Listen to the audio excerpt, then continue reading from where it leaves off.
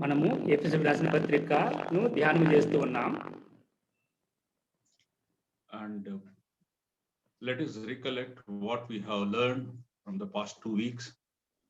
గత 2 వారములుగా మనం ఏమైతే నేర్చుకున్నామో దాన్ని మనం ఒకసారి తిరిగి జ్ఞాపకం చేసుకుందాం. In Ephesians first chapter, we learned verse 3. It says that God has blessed us. ఎఫెసీయులకు రాసిన పత్రిక మొదటి అధ్యాయం 3వ వచనం మనం నేర్చుకుంటూ వచ్చినాం. దేవుడు మనలను ఆశీర్వదించినాడు. And in verse 4, the Lord has chosen us. 4వ వచనములో దేవుడు మనలను ఏర్పరచుకున్నాడని చూసినాం.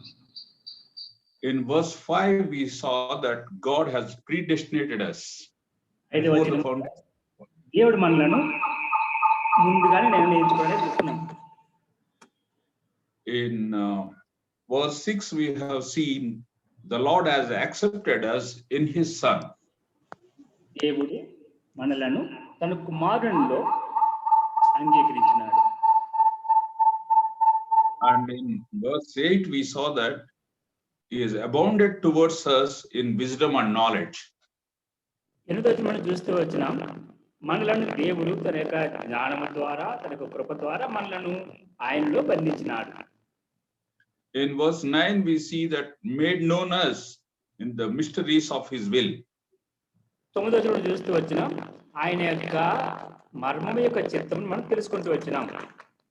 So we have seen us. That means towards us, what he had in his heart, we have seen. మనము చదివిన ఈ భాగంలో కూడా మనము అనే మాట మనం చూస్తూ వచ్చినాం. ఆయన మనకు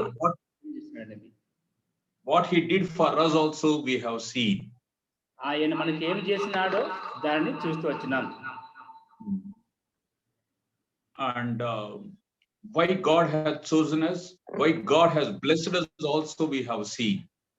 మనము దేవుడు ఎందుకు మనల్ని ఏర్పరచుకున్నాడో, దేవుడు మనల్ని ఎందుకు ఆశీర్వదించినాడో అనే వాటిని కూడా మనం చూస్తూ వచ్చినాం.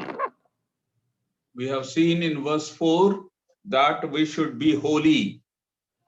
మనం చదివిన ఈ భాగంలో ఆయన పరిశుద్ధుడు అన్నట్టు ఉన్నాడు కనుక మనం పరిశుద్ధులు అనవలసిందిగా మనం చూస్తున్నాం. And in verse 7 we have seen we have redemption through the Lord Jesus Christ. 7వ వచనం మనం చూస్తున్నాం. ప్రభువైన యేసు క్రీస్తు వారి ద్వారా మనకు విమోచన. And in verse 12 we see so that we should be praise of his glory. 12వ వచనంలో చూస్తున్నాం. దీనిని బట్టి మనము ఆయన యొక్క కీర్తికి మహిమ తీసుకురావాలని. So the purpose of God is choosing us is that we may live in his holiness, and also that we may bring praise and glory unto him. దేవుడు మనలను ఏర్పరచుకున్న ఉద్దేశం ఏమంటే మనము ఆయన యొక్క చిత్తమును ఎరిగి తర్వాత ఆయన యొక్క మహిమకు కీర్తి తీసుకురావాలని ఆయన యొక్క ఉద్దేశం. And also we see that the purpose of God in choosing us is we cannot understand, but it is his will.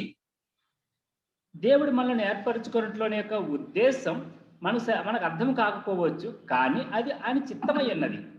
And also it is according to his riches and grace he has chosen us. అంత మాత్రమే కాదు, ఆయన కృపా మహాదయసులను బట్టి మనలను ఆయన ఏర్పరచుకున్నాడు. And also he in verse 11 he is working according to his counsels in our life. 11వ వచనములో మన జీవితములో ఆయన ఉద్దేశం నెరవేరడానికి ఆయన కార్యం చేస్తున్నాడు. So we have seen the Lord has chosen us before the foundation of the world, and we have got as accepted through his son Lord Jesus Christ. Through his son Lord Jesus Christ he has redeemed us. మనము ముందుగా చూస్తూ వచ్చిన రీతిగా జగత్తు పునాది వేయబడక పూర్వమే ప్రభువైన యేసుక్రీస్తు వారు దేవుడు క్రీస్తులో మనల్ని ఏర్పరచుకున్నాడు. మనము ఆయన యొక్క చిత్తము చేయాలని ఏర్పరచుకున్నాడు. మనము ఆయన యొక్క చిత్తములో ఉండి ఆయన యొక్క వీళ్ళు నడవాలని ఆయన యొక్క ఉద్దేశం ఏంటున్నది. And by his grace we have become children of God. ఆయన కృపను బట్టి మనము ఆయన పిల్లలమైనాము. And also we have obtained the inheritance in heavenly places. పరలోకమందు ఆ స్వాస్థ్యాన్ని మనము పొందినాం. Oh, so not only now the Lord is sealing us with His Spirit. ఇప్పుడు దేవుడు తన యొక్క ఆత్మ చేత మనల్ని ముద్రిస్తున్నాడు. So what it speaks. ఇది దేని గురించి మాట్లాడుతుంది? So last week we could not meditate about this subject. దీని గురించి మనం గత వారము ధ్యానించలేకపోతేమి. See, when we have accepted the Lord Jesus Christ as our personal Savior, మనము ప్రభువు యేసుక్రీస్తు వారిని మన వ్యక్తిగతముగా మన రక్షకునిగా అంగీకరించినప్పుడు, when the blood of the Lord Jesus Christ cleansed our sins, ప్రభువు యేసుక్రీస్తు వారి యొక్క రక్తము మన పాపములను కడిగినప్పుడు, when we received the life of Christ in us, మనలో క్రీస్తు యొక్క జీవమును పొందినప్పుడు, when our names are written in the book of Lamb, గొర్రెపిల్ల గ్రంథమందు మన యొక్క పేర్లు రాయబడినప్పుడు, when we are called the children of God, మనము దేవుని పిల్లలుగా పిలువబడినాం, then we are sealed with the Spirit of God. దేవుని యొక్క ఆత్మ చేత మనము ముద్రింపబడినాం. That speaks that we belong to Him. అది ఏమి చూపిస్తుందంటే మనము ఆయనకు చెందిన వారమని. And also it is giving as an assurance for us that one day we are going to possess the inheritance what He has promised us. దేవుడు మనకు దేనినైతే వాగ్దానం చేస్తున్నాడో దానిని ఒకానొక దినమున పొందుతాము అనే నిశ్చయత మనకిస్తున్నది. And see, when Lord Jesus Christ comes to meet heaven, ప్రభువు యేసుక్రీస్తు వారు ఎప్పుడైతే ఆ పరలోకమును విడిచి వచ్చినాడో, when He comes to the meet heaven, when the trumpet blows, only those who are sealed with the Spirit of God, they only will be raptured. ప్రభువు యేసుక్రీస్తు వారు మధ్యాకాశమునకు వచ్చినప్పుడు ఆ బోర శబ్దం మోగినప్పుడు ఎవరైతే ఈ విధముగా ఆత్మ చేత ముద్రింపబడినారో వారు మాత్రమే ఆయనతో తీసుకుపోబడతారు. So we are being assured for heavenly inheritance by sealing us with His Spirit. ఈ విధముగా మనలను తన ముద్ర చేత మన ఆత్మ చేత ముద్రించిన దానిని బట్టి మనకు పరలోకం మన యొక్క స్వాస్థ్యము గురించిన నిశ్చయత కలిగి ఉంటున్నాం. Not only He has sealed the Holy Spirit of God, the Spirit of God indwells in us. పరిశుద్ధాత్మ ద్వారా మనల్ని ముద్రించడం మాత్రమే కాదు, పరిశుద్ధాత్మ దేవుడు మనలో నివసిస్తూ ఉంటాడు. And we became a temple of God. మనము దేవుని ఆలయమై ఉన్నాం. The Spirit of God, through Spirit of God we have received the gifts. ఈ విధంగా పరిశుద్ధాత్మ ద్వారా మనము కృపావరములు పొందినాం. The Spirit of God draws very closer to the Lord Jesus Christ. పరిశుద్ధాత్మ దేవుడు మనలను దేవునికి క్రీస్తుకు అత్యంత సమీపంగా నడిపిస్తూ ఉంటాడు. And he comforts us, He exhorts us, He rebukes us, and He tries to see that we walk in the ways of God. పరిశుద్ధాత్మ దేవుడు ఎల్లప్పుడూ మనతో ఉండి మనల్ని నడిపిస్తూ, మనల్ని గద్దిస్తూ, మనల్ని సరిచేస్తూ ఉంటాడు. ఈ తద్వారా మనము ఆయన యొక్క విధానం నడవడానికి ఆయన మనకు దోహదము చేస్తూ ఉంటాడు. So in advance, God has given the earnestness for us, so assuring us that you will be with me forever and ever. ఈ విధముగా దేవుడు మనము ఆయనతో ఎత్తబడతాము, ఆయనతో పాటు ఎల్లప్పుడూ ఉంటాము అనే దానికి నిమిత్తమై ఈ విధంగా ఆత్మ మనకు సంచకరువుగా ఇచ్చినాడు. So if we are really born again, మనము యథార్థముగా తిరిగి జన్మించిన వారమైతే we will understand, you will feel the presence of the Holy Spirit of God in our lives. మన జీవితములలో పరిశుద్ధాత్మ దేవుని యొక్క ఉనికిని గుర్తించగలుగుతాం. Many times when we are doing something wrong, is not things are right, we can the Holy Spirit of God will be prompting, telling us what you are doing is wrong. ఏదైనా సందర్భములలో మనము కాని పని చేస్తూ ఉన్నప్పుడు, కాని నిమిత్తమే మనం వెళుతూ ఉన్నప్పుడు పరిశుద్ధాత్మ దేవుడు దాని గురించి మనల్ని హెచ్చరించి నీవు చేస్తున్న కార్యం తప్పు అని చెబుతూ ఉంటాడు. And also the Holy Spirit of God guides, also directs us to do in this particular way. తన యొక్క సరైన విధానంలో మనం వెళ్ళులాగన పరిశుద్ధాత్మ దేవుడు మనల్ని నడిపించి మనల్ని ముందుకు ఆయన దారి తీపిస్తూ ఉంటాడు. But those who are not born again, they have the dead spirit in them. ఎవరైతే తిరిగి జన్మించలేదో వారికి చనిపోయిన ఆత్మ కలిగి ఉంటారు వారు. So when the Holy Spirit of God comes in our life, our dead spirit is quickened and we have the now living spirit. ఎప్పుడైతే పరిశుద్ధాత్మ దేవుడు మనలోనికి వస్తాడో చనిపోయిన మన ఆత్మ వెలిగించబడి జీవించు ఆత్మ అవుతుంది. So today we should praise the Lord, we should thank the Lord. The Spirit of God is, the Spirit of Christ is dwelling in us. మనము పరిశుద్ధాత్మ దేవుని యొక్క ఆత్మ, ప్రభువైన యేసుక్రీస్తు వారి యొక్క ఆత్మ మనలో నివసిస్తున్న కారణం బట్టి మనము దేవునికి ఎంతగానో వందనస్తులమై ఉండాలి. So we need not doubt anything about our Lord's coming. We should not doubt anything about our rapture. We should not doubt anything about the inheritance what he has promised for us.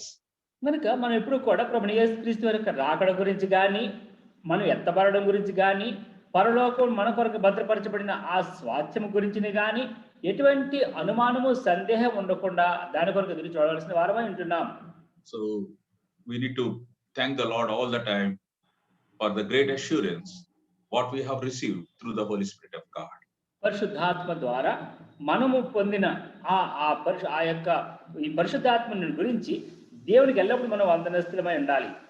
So today we will read from Ephesians first chapter from 15 to 23. ఈ దిన మనము ఎఫెసీయులకు రాసిన పత్రిక మొదటి అధ్యాయం 15వ వచనం నుంచి 23వ వచనం వరకు మనం చదువుతాం. Shall we read? Now I will read in English, then afterwards brother will read in Telugu. మొదట అన్న ఇంగ్లీష్ చదువుతారు, తర్వాత నేను తెలుగులో చదువుతాను. For this reason, because I have heard of your faith in the Lord Jesus and your love toward all the saints, I do not cease to give thanks for you, remembering you in my prayers, that the God of our Lord Jesus Christ, the Father of glory, may give you spirit of wisdom and of revelation in the knowledge of him, having the eyes of your hearts enlightened, that you may know what is the hope to which he has called you, what are the riches of his glorious inheritance in the saints, and what is the immeasurable greatness of his power towards us who believe, according to the working of his great might, that he worked in Christ when he raised him from the dead and seated him at his right hand in the heavenly places, far above all rule and authority and power and dominion, and above every name that is named, not only in this age, but also in the one to come. And he put all things under his feet and gave him as head over all things to the church, which is his body, the fullness of him who fills all in all. So let us look into Telugu also. తెలుగులో చదువుతాం. ఎఫెసీయులకు రాసిన పత్రిక మొదటి అధ్యాయం 15వ వచనం నుంచి 23వ వచనం వరకు. ఈ హేతువు చేత ప్రభువైన యేసునందలి మీ విశ్వాసమును గూర్చియు పరిశుద్ధులందరి ఎడల మీరు చూపుచున్న విశ్వాసమును గూర్చియు నేను వినినప్పటి నుండి మీ విషయమై మానక దేవునికి కృతజ్ఞతాస్తుతులు చెల్లించుచున్నాను. మరియు మీ మనోనేత్రం వెలిగింపబడినందున ఆయన మిమ్మల్ని పిలిచిన పిలుపు వలన నిరీక్షణ ఎట్టిదో, పరిశుద్ధులలో ఆయన స్వాస్థ్యం యొక్క మహిమైశ్వర్యం ఎట్టిదో, ఆయన క్రీస్తునందు వినియోగపరిచిన బలాత్స్యమును బట్టి విశ్వసించు మనయందు ఆయన చూపుచున్న తన శక్తి యొక్క అపరిమితమైన మహాత్యమెట్టిదో మీరు తెలుసుకొనవలనని మన ప్రభువైన యేసు క్రీస్తు యొక్క దేవుడైన మహిమా స్వరూపి యొక్క తండ్రి తను తెలుసుకున్నట్టు యందు మీకు జ్ఞానమును ప్రత్యక్షతను గల మనస్సు అనుగ్రహించినట్లు నేను నా ప్రార్థనలు యందు మిమ్మల్ని గూర్చి విజ్ఞాపన చేయుచున్నాను. ఆయన ఆ బలాతిశయమును చేత క్రీస్తును మృతులలో నుండి లేపి సమస్తమైన ఆధిపత్యమును కంటేను, అధికారము కంటేను, శక్తి కంటేను, ప్రభుత్వము కంటేను ఈ యుగమునందు మాత్రమే గాక రాబో యుగమునందును పేరు పొందిన ప్రతి నామము కంటేను ఎంతో హెచ్చుగా పరలోకమునందు ఆయనను తన కుడిపార్శ్వమున కూర్చుండబెట్టుకొని ఉన్నాడు. మరియు సమస్తమును ఆయన పాదముల క్రింద ఉంచి సమస్తము పైన ఆయనను సంఘమునకు శిరస్సుగా నియమించెను. ఆ సంఘము ఆయన శరీరము, సమస్తమును పూర్తిగా నింపుచున్న వాని సంపూర్ణత అయి ఉన్నది. May God bless this portion for our meditation. మన యొక్క ధ్యానము నిమిత్తమై దేవుడే ఈ లేఖన భాగం మన కొరకు ఆశీర్వదించును గాక. So this portion speaks of the prayer of Paul for the believers at Ephesus. మనం చదివిన ఈ భాగంలో అపోస్తలుడైన పౌలు ఎఫెసులో ఉన్న సంఘం నిమిత్తమై ప్రార్థిస్తున్న ప్రార్థనగా చూస్తున్నాం. And we will meditate the prayer points one by one. ఈ ప్రార్థన అంశములను ఒక దాని తర్వాత ఒకటి మనం ధ్యానించుకుంటూ వెళతాం. Now here he starts like this. For this reason. ఎక్కడ అంటున్నాడు? ఈ హేతువు చేత ప్రారంభిస్తున్నాడు. What is that reason? That what he has mentioned from verse 1 to 14. 1 నుంచి 14 వచనం వరకు ఆయన ఏమి దాన్ని ప్రస్తావించినాడో దానిని గురించి చెబుతూ, so what is that reason? That what we are in Christ Jesus. ఆ కారణం ఏమిటి? మనము క్రీస్తులో ఏమై ఉన్నామో, what we have received through Christ. క్రీస్తు ద్వారా మనం ఏమి పొందినామో, what we are in Christ. క్రీస్తులో మనం ఏమై ఉన్నామో. So with this reason he is talking now.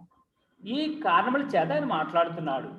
So he says, I have heard of your faith in the Lord Jesus and your love toward all the saints. ఈ హేతువు చేత ప్రభువైన యేసునందలి మీ విశ్వాసమును గూర్చి పరిశుద్ధులందరి ఎడల మీరు చూపుచున్న విశ్వాసమును గూర్చి నేను వినినప్పటి నుండి. Now here Paul, for a long time he has not visited Ephesus.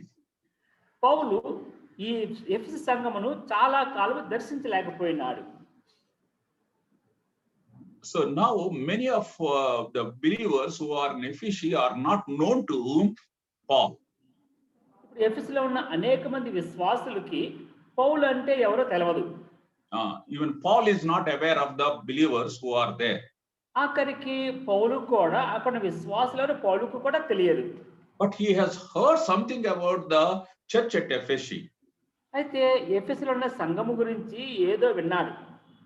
What he has heard, two things he has heard. One thing is that their faith in the Lord Jesus Christ, and second thing, their love towards the saints. ఏ విన్నాడు? 2 విషయాల గురించి విన్నాడు. ఏమిటంటే, ఒకటి ప్రభుని యేసునందుల వారికి విశ్వాసమును గూర్చి, రెండవదిగా పరిశుద్ధులందరి ఎడల వారు చూపుచున్న విశ్వాసము ప్రేమను గూర్చి. That means he heard good testimony about the church at Ephesus. దాని అర్థం ఏమంటే ఎఫెసు సంఘమును గూర్చి ఆయన మంచి సాక్ష్యం విన్నాడు. So this is very important. It gives great joy for the men of God when they hear good testimony about the people of God to whom once they have served. అంతకుముందు ఏ సేవకులైతే ఎక్కడెక్కడ వారు సేవించినారో పరిచర్య చేసినారో వారి గురించి సేవకులకు మంచి వర్తమానం వచ్చినప్పుడు, మంచి సాక్షి వచ్చినప్పుడు వారి గురించి తప్పకుండా సంతోషిస్తారు. We see in the Bible also there are churches which have pleased God and pleased the men of God, made them happy. And also there are churches also, they grieved the Holy Spirit of God, they grieved the men of God also. బైబిల్లో మనకి కొన్ని అనేక సంఘములు తెలుసు. ఆ విధంగా ఆ సంఘములు దేవుని సంతోషపెట్టినారు, తద్వారా ఆ యొక్క ఒకడున్న సేవకుల్ని పరిచయం చేసిన సంతోషపెట్టినారు. అయితే మరికొన్ని సంఘాలు చూస్తున్నాం, వారు దేవుని దుఃఖపెట్టినారు, వారిని కాచిన సంఘ సేవకుని కూడా వారు దుఃఖపెట్టినగా చూస్తున్నాం. See, now for example, when Paul is writing to the Philippians, he was so glad about them. ఉదాహరణకు పౌలు ఫిలిప్పీ సంఘము గురించి వ్రాస్తూ ఉన్నప్పుడు ఆ సంఘము గురించి ఎంతో సంతోషిస్తున్నాడు. See in Philippians first chapter, ఫిలిప్పీయులకు రాసిన పత్రిక మొదటి అధ్యాయం it was 5, first chapter was 5. మొదటి అధ్యాయం 5వ వచనం. Because of your partnership in the gospel from the first day until now.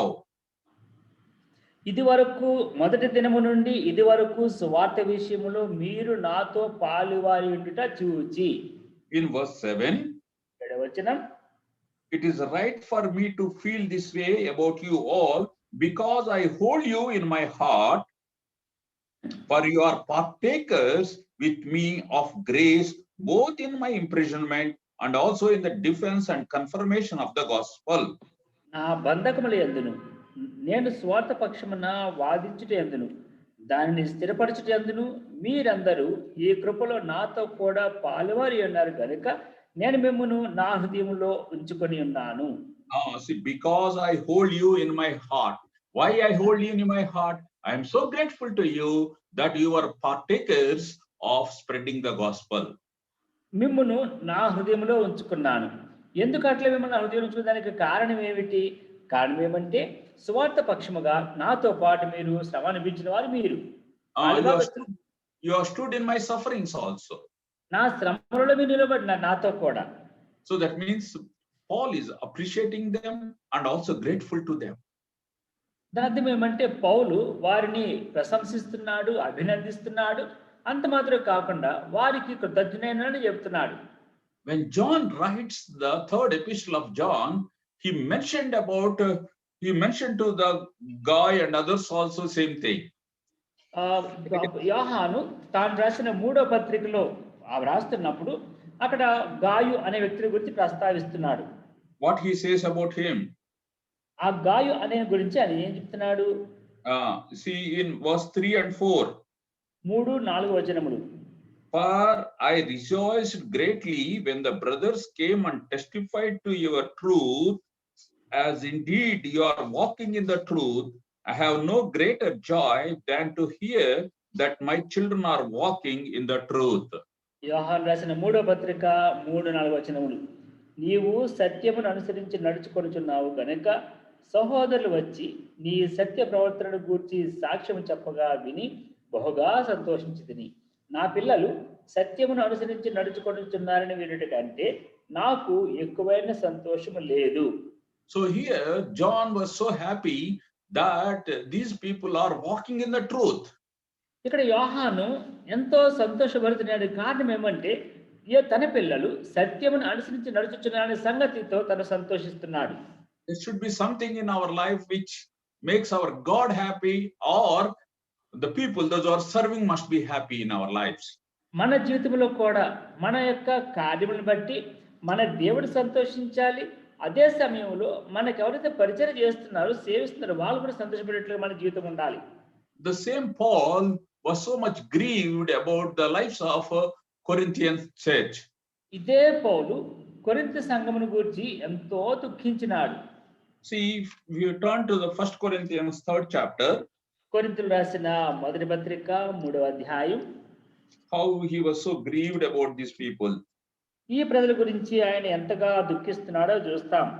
In first verse, మొదటి వచనం, but I, brothers, could not address you as a spiritual people, but as a people of the flesh, as infants in Christ. సహోదరులారా, ఆత్మ సంబంధమైన మనుషులతో మాట్లాడినట్లు నేను మీతో మాట్లాడలేకపోతిని. శరీర సంబంధమైన మనుషులే అనియు క్రీస్తునందు పసిబిడ్డలే అనియు మీతో మాట్లాడవలసి వచ్చెను. There are certain things which in their lives are bring grief to the people of God, men of God. వారి మధ్య ఉన్న కొన్ని సంగతులు దైవజనులకు లేదా దేవుని సేవకులకు అవి ఎంతో దుఃఖమును బాధను కలిగించినవి. Verse 3. 3వ వచనం, for while there is a jealousy and strife among you, and you are not of the flesh and behaving only a human way. మీలో అసూయయు కలహమును ఉండగా మీరు శరీర సంబంధులై మనుషు రీతిగా నడుచుకుని వారు కారా? So these people are living according to the flesh, having jealousy. ఇక్కడ ఈ ప్రజలు లోక సంబంధమైన విధముగా శరీర సంబంధమైన అసూయతో వారు ఉన్నట్టుగా చూస్తున్నాం. And also he heard something about them in 5th chapter verse 1. అంత మాత్రం కాదు, 5వ వచనంలో 1వ వచనం ప్రకారము 5వ అధ్యాయం 1వ వచనం ప్రకారము మరి ఇంకేమో వింటున్నాడు. It is actually reported that there is sexual immorality among you, and of kind that is not tolerated even among pagans, for a man has his father's wife. 5వ అధ్యాయం 1వ వచనం, మీలో జారత్వం ఉన్నదని వదంతి కలదు, మీలో ఒకడు తన భార్యను ఉంచుకున్నాడట, అట్టి జారత్వము అన్ని జనులైనను జరగదు. So now what we hear here, when he heard of immorality in the midst of the people of God in Corinth, it has brought so much grief to him. ఇక్కడ ఏం చూస్తున్నామంటే కొరింథులో ఉన్న ఆ విశ్వాసుల యొక్క అనైతిక విషయములు చూసినప్పుడు తనకు మనోదుఖము కలిగినది. And he says that even we don't see among the unbelievers also. అంటున్నాడు, ఇట్లాంటి సంగతులు అన్యులు కూడా జరగవని అంటున్నాడు. What a sad thing it is. ఎంత విచారకరమైన సంగతి. So what we learn out of these things? వీటి ద్వారా మనం ఏం నేర్చుకుంటాము? Are we bringing joy to our God? Are we bringing joy to the Holy Spirit of God? Are we bringing joy to the servants of God?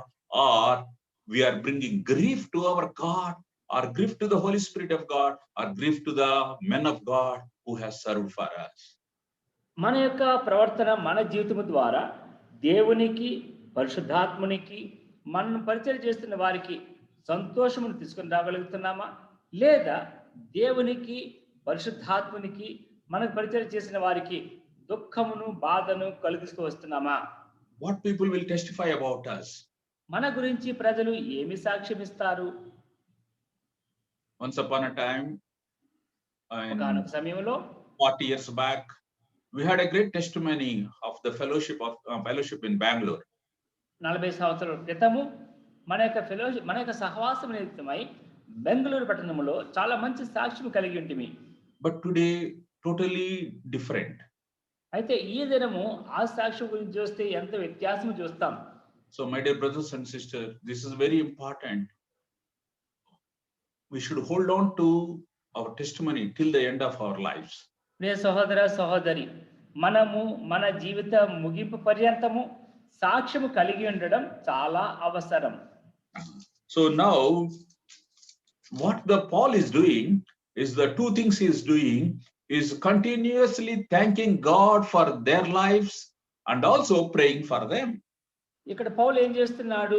రెండు సంగతులు కొనసాగిస్తూ ఉన్నాడు. ఏమిటంటే, మొదటిగా ఆ విశ్వాసం గురించి ప్రార్థన చేస్తున్నాడు, వారి గురించి నా శ్రద్ధ కలిగి ఉన్నాడు.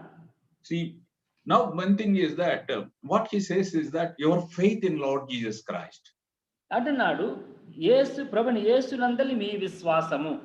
See, now the thing is this, we can take it very casually. What is that? They have faith in the Lord Jesus Christ. What is the big thing in that? మనం ఈ మాట చదివినప్పుడు దాంట్లో పెద్ద గొప్ప సంగతి ఏముందండి, ప్రభువునందు విశ్వాసం చెప్తున్నారు అని అంటాం. No, but when these people have believed in the Lord Jesus Christ, they faced the persecutions, they have faced so much sufferings, but still they didn't leave their faith. ఇక్కడ ఈ ప్రజలు యేసు ప్రభువులో విశ్వాసం ఉంచినప్పుడు అనేక శ్రమలు, హింసలు గుండా వారు వెళ్ళవలసి వచ్చింది. అయినప్పటికీ వారికి విశ్వాసం నుంచి వారు విడిచిపెట్టిన వారు కాదు, బయటకు వచ్చిన వారు car. In Revelation 2nd chapter, ప్రకటన గ్రంథం 2వ అధ్యాయం, in verse 2, 2nd chapter, 2nd verse, ప్రకటన గ్రంథం 2వ అధ్యాయం 2వ వచనం. I know your works, your toil and your patience, endurance. నీ క్రియలను, నీ కష్టమును, నీ సహనమును నేను ఎరుగుదును. See, their toil, their endurance. So in such a difficult conditions, they were enduring with all the sufferings, and also they stood firm for the Lord. అంటున్నాడు ఎఫెసు సంఘము గురించి, నీ కష్టమును, నీ సహనమును నేను ఎరుగుదును. అంటే వారు దేవుని కొరకు ఎన్నో శ్రమలు, నిందలు అనుభవిస్తూ వెళ్ళినారు. And not only that, in spite of all these sufferings, they are ministering the saints, or they are helping the saints, and they are encouraging the saints. అంత మాత్రమే కాదు, వారు ఆ విధముగా శ్రమల గుండా, హింసల గుండా, బాధల గుండా వెళుతూ కూడా దేవుని యొక్క పరిచర్య చేస్తున్న వారిని వారు ప్రోత్సహిస్తూ వచ్చినారు. See, in the first day itself, we have seen there is a temple, people is to worship, but when the people have accepted the Lord Jesus Christ, they are turning away from the temple, and the people, whatever the income is coming for the temple is lost, so that the people try to trouble these dear ones, those who have believed in the Lord. మనం ప్రారంభంలోనే చూస్తూ వచ్చినాం. అంతవరకు ప్రజలేమో దేవాలయానికి వెళ్ళి దేవాలయంలో దేవుని స్తుతిస్తూ ఆరాధిస్తూ వచ్చినారు. ఎప్పుడైతే ప్రభువుని యేసుక్రీస్తు వారు ఆయన విశ్వాసం ఉంచినారో, ఇప్పుడు దేవాలయంలో జనం వెళ్ళడం తగ్గింది, వారి యొక్క చందాలు కానుకలు తగ్గిపోయి, తద్వారా వారు దేవుని ప్రజలను హింసించడం ప్రారంభించినారు. So even in their suffering also, they held to their faith. అటువంటి శ్రమ, ఇబ్బందులు ఉన్నప్పటికీ కూడా వారు తమ యొక్క విశ్వాసమును పట్టుకునే ఉన్నారు. In verse 16, the Paul says, I do not cease to give thanks for you, remembering you in my prayers. 16వ వచనంలో అంటున్నాడు, నేను మీ నిమిత్తమై మానక ప్రార్థిస్తున్నాను అంటున్నాడు. See, now here we think that when Paul says that I am praying for you, surely he will be praying. Simply, he is not saying that I am praying, but he says, meaningfully, he says, I am praying for you. ఇక్కడ ఏదో మనం అన్నట్టుగా మీకోసం ప్రార్థన చేస్తున్నాం ఏదో అసామాన్యంగా చెప్పడం లేదు, కానీ మీ నిమిత్తమే మానక ప్రార్థన చేస్తున్నాడంటే ఖచ్చితంగా నిశ్చేత మాట చెప్తున్నాడు. Many times we say to the people we are praying, but many times we don't really pray the way we need to pray. But here, man of God, when he says something, it's the truth. That means he is praying for them. సాధారణంగా మనల్ని ఎవరైనా ప్రార్థన చేయమని అంటే, అబ్బాయి brother మీకోసం ప్రార్థన చేస్తున్నాం బ్రదర్ అంటే మనం చేయం. కానీ పౌలు అంటున్నాడు, వారి కొరకు యథార్థముగా నిశ్చయం ఖచ్చితంగా ప్రార్థన చేస్తూ ఉన్నాడు. See, when we see the life of Paul, he was praying for the people whom he has ministered. పౌలు జీవితం చూస్తే కనుక he prayed for the people who have ministered. తాను ఎవరికి పరిచయం చేస్తున్నాడో, ఎవరైతే ఈ విధంగా రక్షింపడి వారి కొరకు మానక ప్రార్థన చేస్తూ ఉన్నాడు. And at the same time, he was praying also for the people that whom he has not seen and who are born again through somebody's ministry also, he is praying for them. అంత మాత్రమే కాదు, తాను ఎవరికైతే పరిచయం చేయకపోయినప్పటికీ వేరొకరి ద్వారా రక్షింపబడిన వారిని అనగా తాను చూడని వారికి నిమిత్తము కూడా తాను ప్రార్థన చేస్తున్నాడు. See, for example, he never went to Laodicea, he never went to Colossae, but he prays for them. ఉదాహరణకు పౌలు ఎప్పుడు కూడా లవదోకియకు కానీ కొలస్సీ కానీ తను ఎప్పుడు పోలేదు, అయినప్పటికీ వారి కొరకు ప్రార్థన చేస్తూనే ఉన్నాడు. Here, when he was in prison, he was doing two things. అతను చెరసాలలో బంధింపబడినప్పుడు రెండు సంగతులు కంటిన్యూగా చేస్తూ వచ్చినాడు. The first thing, he was praying for the saints. మొట్టమొదటిగా పరిశుద్ధుల కొరకు ప్రార్థన చేస్తూ వచ్చినాడు. And the second thing is that he was writing the epistles to the churches. తర్వాత రెండవదిగా అక్కడ సంఘములకు పత్రికలు వ్రాస్తూ వచ్చినాడు. So nothing could stop him to minister the Lord. ప్రభువును పరిచయం చేయడానికి తనను ఏవి కూడా ఆపు చేయలేకపోయినాయి. What Paul said, that nothing can separate me from my Lord, from loving him. పౌలు అంతకుముందు అన్నాడు కదా, దేవుని యొక్క ప్రేమ నుంచి నన్ను ఏది వేరే లేదని చెప్పినాడు కదా. So even in the bonds also, he is praying, he is writing the epistles. That means he is living for the Lord. తన యొక్క బంధకములో ఉండి కూడా పత్రికలు రాస్తూ ఉన్నాడు, ప్రార్థిస్తూ ఉన్నాడు అంటే తన అర్థం ఏమంటే తన యొక్క పరిచర్యను ఎప్పుడు తను ఆపలేదు.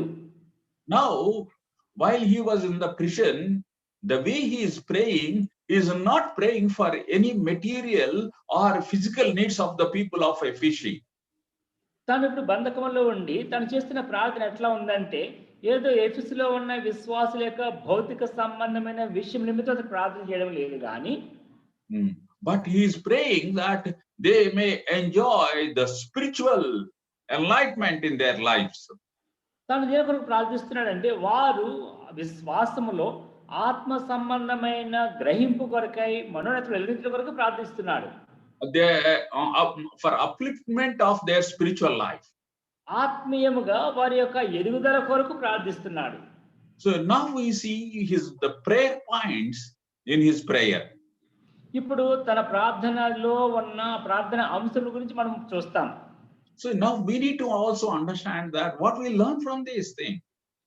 మనం అర్థం చేసుకునే విషయం, వీటి ద్వారా మనకు అర్థమయ్యే సంగతులు ఏమిటి? We need to also pray for the people. Continuously we should pray for the people. మనము కూడా ఇతర ప్రజల నిమిత్తమై అంటే మానక ప్రార్థన చేస్తూ ఉండాలి. That's why the Paul says in Thessalonica, pray without ceasing. కనుకనే తెస్సలోనికలో ఉన్న పత్రిక రాసి పౌలు అంటున్నాడు, ఎడతెగక ప్రార్థించండి అంటున్నాడు. Pray always. ఎల్లప్పుడూ ప్రార్థించండి. So that's how even we people of God, we need to pray for the people's spiritual upliftment. దైవజనులమైన మనము కూడా దేవుని పిల్లలముగా ఇతర విశ్వాసుల యొక్క ఆత్మ ఐక్యత కొరకు, ఆత్మ అభివృద్ధి కొరకు మనం ప్రార్థన చేస్తూ ఉండాలి. We need to pray for their spiritual growth. వారి యొక్క ఆత్మ ఎదుగుదల కొరకు ప్రార్థించాలి. And we need to pray that they may love God. వారు దేవుని ఇంకనూ అధికముగా ప్రేమించలాగిన వారి కొరకు ప్రార్థించాలి. They may follow God. వారు ప్రభువును వెంబడించడానికి ప్రార్థించాలి. They serve God. వారు ప్రభువుని సేవించినట్లుగా ప్రార్థించాలి. They understand God properly. వారు దేవుని సరైన విధానంలో అర్థం చేసుకునేటట్టు ప్రార్థించాలి. They may do the will of God. వారు దేవునికి చిత్తము చేయులాగున ప్రార్థించాలి. They may be prepared for the Lord's coming. ప్రభు యొక్క రాకడ కొరకు సిద్ధపడినట్లుగా ప్రార్థించాలి. So we need to pray. We need to pray for one another. ఈ విధముగా ఒకరి కొరకు ఒకరము ప్రార్థిస్తూ ఉండాలి. So this is why the enemy attacks upon our spiritual life. ఎందుకు పరిశుద్ధ సాతానుడు మన యొక్క ఆత్మీయ జీవితం మీద దాడి చేస్తూ ఉంటాడు? That's why we need to pray for one another. కనుకనే మనం ఒకరి నిమిత్తం ఒకరు ప్రార్థించాలి. So now in verse 17 we see the first prayer point. 17వ వచనములో మొట్టమొదటి ప్రార్థన అంశం గురించి చూస్తున్నాం. That the God of our Lord Jesus Christ, the Father of glory, may give you a spirit of wisdom and of revelation in the knowledge of him. మన మధ్యలో ఉన్నది, మీరు మన ప్రభుని యేసుక్రీస్తు యొక్క దేవుడైన మహిమా స్వరూపియగు తండ్రి తన్ను తెలుసుకున్నట్టు యందు మీకు జ్ఞానమును ప్రత్యక్షతను గల మనసు అనుగ్రహించున్నట్లు.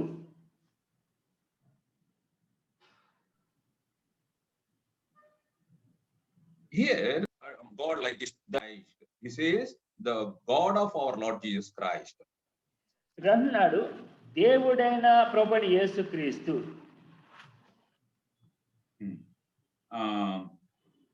And the same God of the Lord Jesus Christ is our God. ఇప్పుడు ప్రభుని యేసుక్రీస్తు దేవుడైన క్రీస్తు మన ప్రభు, మన దేవుడు. ప్రభువైన యేసుక్రీస్తు యొక్క తండ్రి అయిన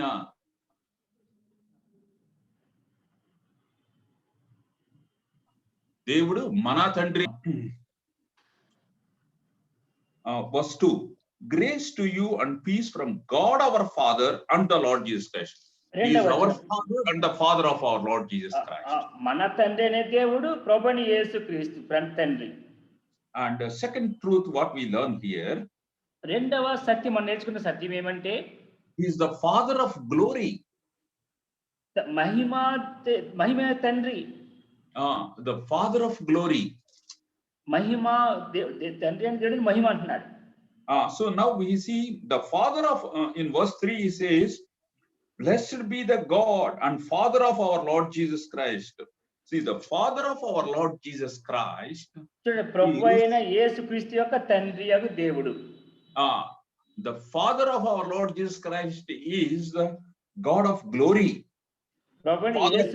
Father of glory. ఇక్కడ మనం చూస్తున్నాం ప్రభువైన యేసుక్రీస్తు యొక్క దేవుడైన మహిమా స్వరూపి తండ్రి. So our God the Father is in glory. మన తండ్రి అనే దేవుడు మహిమా స్వరూపి ఆయన. If you see Acts 7th chapter, అపోస్తలుల కార్యం 7వ అధ్యాయం మనం గమనిస్తే, Stephen says like this. Stephen ఈ విధంగా అంటున్నాడు. When he is addressing the people over there, he says like this. అక్కడ ప్రజలతో ఆయన మాట్లాడుతూ ఇట్లా అంటున్నాడు. Let us see that glorious, our glorious God, verse 2. రెండోసారి అంటున్నాడు మహిమగల దేవుడు. And Stephen said, brothers and fathers, hear me. The God of glory appeared to our father Abraham. రెండవ వచనం అపోస్తలుల కార్యం 7వ అధ్యాయం 2వ వచనం. అందుకు స్టెఫను చెప్పినది ఏమనగా, సహోదరులారా తండ్రులారా వినుడి, మన పితరుడైన అబ్రహాము ఆరోనులో కాపురం ఉన్నప్పుడు ప్రస్తుతం ఉన్నప్పుడు మహిమగల దేవుడు అతను ప్రత్యక్షమై. So one thing we need to understand, the Father of glory, our Father who is in glory, and he appeared in glory. మన అర్థం చేసుకునే విషయం ఏమంటే, మన తండ్రి అనే దేవుడు ఆయన మహిమగల దేవుడు, ఆయన మహిమలో ప్రత్యక్షమైన దేవుడు. He is a God of glory. మహిమగల దేవుడు. He is a God of truth. సత్యవంతుడైన దేవుడు. He is a God of spirit. ఆత్మ దేవుడు. తెలుగులో ఆత్మస్వరూపి అయిన దేవుడు, మహిమా స్వరూపి అయిన దేవుడు, ప్రేమా స్వరూపి అయిన దేవుడు. So that means it is his nature itself is a glorious God. He is a glorious God. So మనం చూస్తున్న ఈ 3 మాటలకు అర్థమయ్యే విషయం ఏమంటే ఆయన మహిమ స్వరూపి అనే దేవుడు. See, now Jesus Christ prayed in John Gospel 17th chapter, Father, give me the glory which I had. అపోస్తలుడు యోహాను సువార్త 17వ అధ్యాయంలో ప్రభువు యేసుక్రీస్తు ప్రార్థిస్తూ అంటున్నాడు, తండ్రి నీ యొద్ద నాకుండిన ఆ మహిమ అంటున్నాడు. So that means our Lord Jesus Christ also is in glory. దాని అర్థం ఏమంటే ప్రభువు యేసుక్రీస్తు వారు కూడా మహిమతో ఉన్నాడు. And we are promised in the first John, if we see 3rd chapter, when he appears, we will be like him. మనము యోహాను రాసిన మొదటి పత్రిక 3వ అధ్యాయం మనకు ఇవ్వబడిన వాగ్దానం ఏమంటే ఆయన ప్రత్యక్షమైనప్పుడు మనము కూడా ఆయనను పోలి ఉందుము. So what the glory Father had, what the glory Lord Jesus Christ has, we are going to enjoy that glory in eternity. ప్రభువు తండ్రి అనే దేవునికి ఏ మహిమ ఉన్నదో, ప్రభువు యేసుక్రీస్తు వారు ఏ మహిమతో ఉన్నారో ఆ మహిమను మనము ఆ నిత్యత్వంలో మనము కూడా పొందుతాం. So what a blessed people we are. మనము ఎంత ధన్యకరమైన ప్రజలం. All these things we have received by the grace of our Lord Jesus Christ freely, abundantly. వీటన్నిటిని కూడా మనం ప్రభువు యేసుక్రీస్తు వారి ద్వారా ఉచితముగా పొందినాం, సమృద్ధిగా పొందినాం. Now Paul prays like this here. ఇప్పుడు పౌలు ఈ విధముగా ప్రార్థన చేస్తున్నాడు. God the Father may give you the spirit of what you have to, the spirit of wisdom. తండ్రి అయిన దేవుడు మీకు జ్ఞానముతో కూడిన ఆత్మ ఇయ్యాలని ప్రార్థిస్తున్నాడు. See, the Lord Jesus Christ had the same spirit of wisdom. ప్రభువు యేసుక్రీస్తు వారు కూడా ఇదే ఈ విధమైన ఆత్మ సంబంధమైన జ్ఞానమును కలిగి ఉన్నాడు. Book of Isaiah, యెషయా గ్రంథం 11th chapter, 11వ అధ్యాయం verse 2. 2వ వచనం. This is the prophecy about our Lord Jesus Christ. ఇది ప్రభువు యేసుక్రీస్తు వారి గురించిన ప్రవచనం. So let us read. And the spirit of the Lord shall rest upon him, the spirit of wisdom and understanding, the spirit of counsel and might, the spirit of knowledge and the fear of the Lord. యెషయా గ్రంథం 11వ అధ్యాయం 2వ వచనం. యెహోవా ఆత్మ జ్ఞాన వివేకములకు ఆధారమగు ఆత్మ, ఆలోచన బలములకు ఆధారమగు ఆత్మ, తెలివిని యెహోవా యందు భయభక్తులు పుట్టించు ఆత్మ అతని మీద నిలుచును.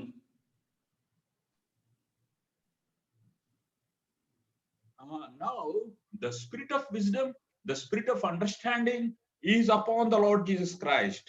ఇప్పుడు మనం గమనిస్తే గనక యెహోవా ఆత్మ, జ్ఞాన వివేకములకు ఆధారమగు ఆత్మ, బలమగు ఆధారమగు ఆత్మ, ఇవన్నీ ఇక్కడ ప్రభువు యేసుక్రీస్తు వారి మీద ఉన్నాయి. Now what we need to understand, the same spirit we should enjoy. That's what Paul is praying. ఇప్పుడు మనం అర్థం చేసుకోవాల్సిన విషయం ఏమంటే అదే ఆత్మను మనము కూడా మన జీవితంలో అనుభవించాలి. దాని కొరకే పౌలు ప్రార్థిస్తున్నాడు. So now Jesus became wisdom for us. ప్రభువు యేసుక్రీస్తు వారు ఆయన మనకు జ్ఞానం ఇచ్చేవాడై ఉంటున్నాడు. ఆయనే మనకు జ్ఞానమై ఉన్నాడు. ఆయన మనకు జ్ఞానం. 1 Corinthians 1st chapter, కొరింథీయులకు రాసిన మొదటి పత్రిక 1వ అధ్యాయం. 1 Corinthians 1st. ఆయన మనకు జ్ఞానమై ఉన్నాడు అని దేవుని వాక్యం చెప్తున్నది. కొరింథీయులకు రాసిన మొదటి పత్రిక 1వ అధ్యాయం మన తెలుగులో 31వ వచనంలో ఉన్నది. Please read. అతిశయించుడు ప్రభువునందు అతిశయింపని రాయబడింది నెరవేరినట్లు దేవుని మూలముగా ఆయన మనకు జ్ఞానమును నీతియు పరిశుద్ధతయు విమోచనమునాయెను. In verse 30 he says that who became us wisdom from God, righteousness and sanctification and redemption. He became to us wisdom from God. So Jesus is the wisdom from God. ప్రభువు యేసుక్రీస్తు వారు తండ్రి నుంచి ఇవ్వబడిన జ్ఞానం మనకు ఆయన. So my dear brothers and sisters, If we enjoy the Christ in our life, we enjoy the wisdom of God, the spirit of wisdom of God.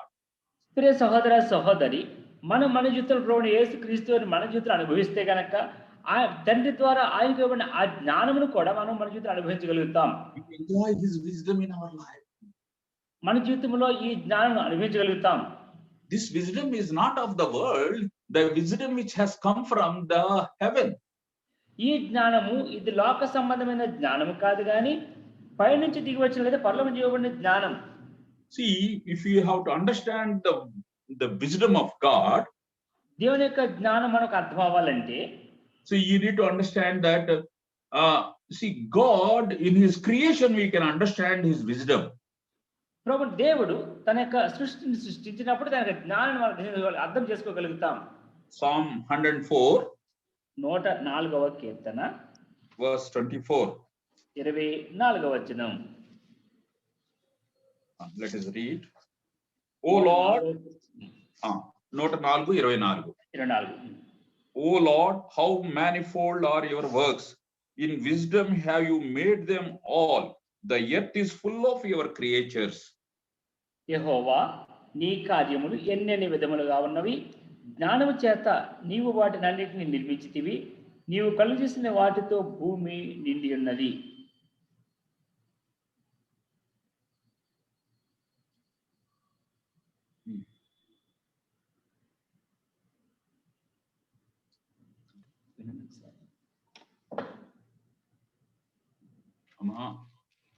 Brother, is there any problem over there? No, Anna, everything's fine. ఇప్పుడు పర్లేదు కదా? So now here we see, O Lord, how manifold are your works. In wisdom have you made them all. మనం చూస్తున్నాం, యెహోవా, నీ కార్యములు ఎన్నెన్ని విధములుగా ఉన్నవి. జ్ఞానము చేత నీ వాటిని అన్నిటిని నిర్మించితివి. నీవు కలుగు చేసిన వాటితో భూమి నిండి ఉన్నది.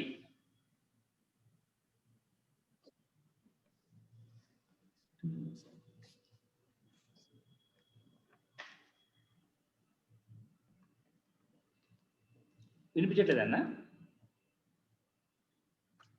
అంటే గిరిగిరి సౌండ్ వస్తుందమ్మా నాకు అయితే ఇక్కడ. వస్తున్నట్టు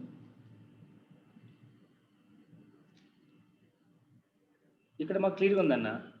ఉందమ్మా? క్లియర్గా ఉంది మాకు. Okay. As long as it's going well, that's okay. Now we see here is that we understand the wisdom of God in creation. మనం ఈ మాటల బట్టి చూస్తే గనక దేవుని యొక్క జ్ఞానమును ఆయన సృష్టి ద్వారా అర్థం చేసుకోవచ్చు.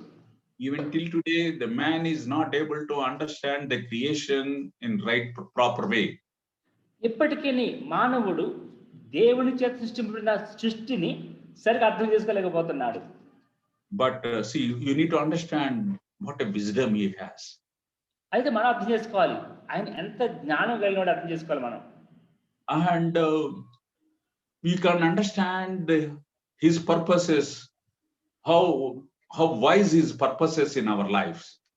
మనము మన జీవితంలో ఆయన యొక్క ఉద్దేశములు ఎటువంటి కార్యములను తలంచిన వాటి గురించి అర్థం చేసుకోవాలి.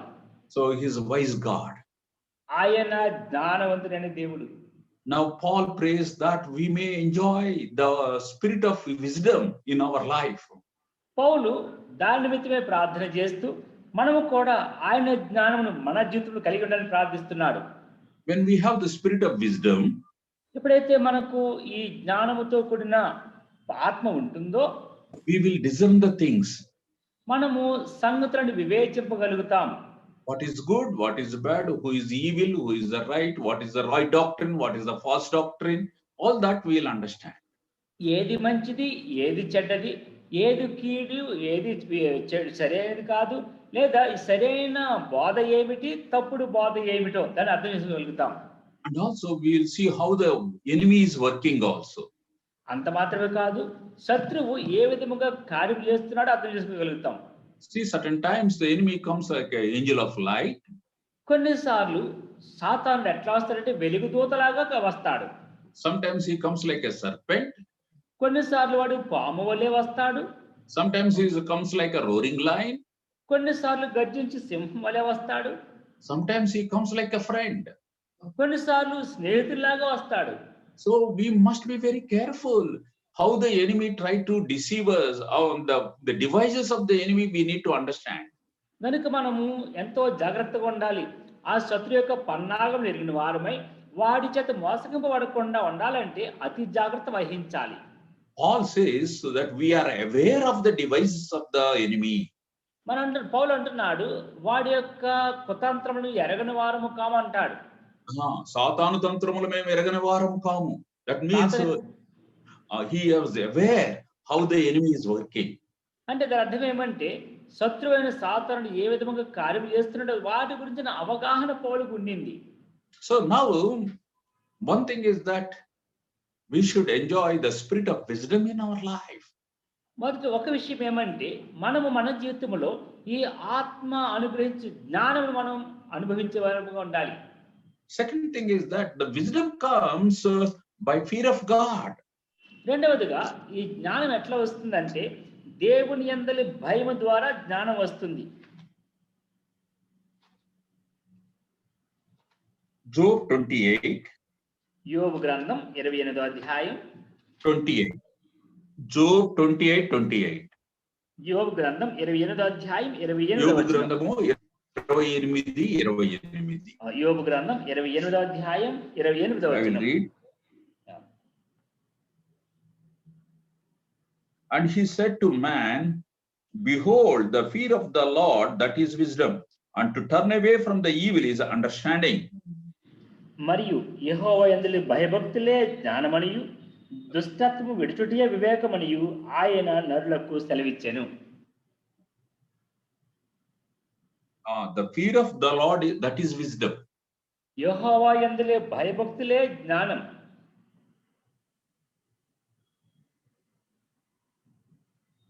So when we fear God, we enjoy the wisdom of God. తద్వారా మనం ఎప్పుడైతే దేవుని మనం భయపడతామో దేవుని యొక్క జ్ఞానాన్ని మన జీవితంలో అనుభవించగలుగుతాం. And we will keep away ourselves from the evil. అప్పుడు మనము దుష్టుల నుంచి మనకు మనం దూరముగా ఉంటాం. And we can overcome the temptations. శోధనలను మనం జయించగలుగుతాం. And in the situations, we will take the right decision when we enjoy the wisdom of the God. ఎప్పుడైతే మనము దేవుని జ్ఞానము కలిగి ఉంటామో సంగతులు వచ్చినప్పుడు సరైన నిర్ణయం తీసుకోగలుగుతాం. So that's why Paul is praying that the believers at Ephesus may enjoy the spirit of wisdom. పౌలు అక్కడ ఉన్న ఎఫెసీలోని విశ్వాసుల నిమిత్తమే ప్రార్థన చేస్తూ వారు దేవుని యొక్క జ్ఞానమును అనుభవించాలని ప్రార్థన చేస్తున్నాడు.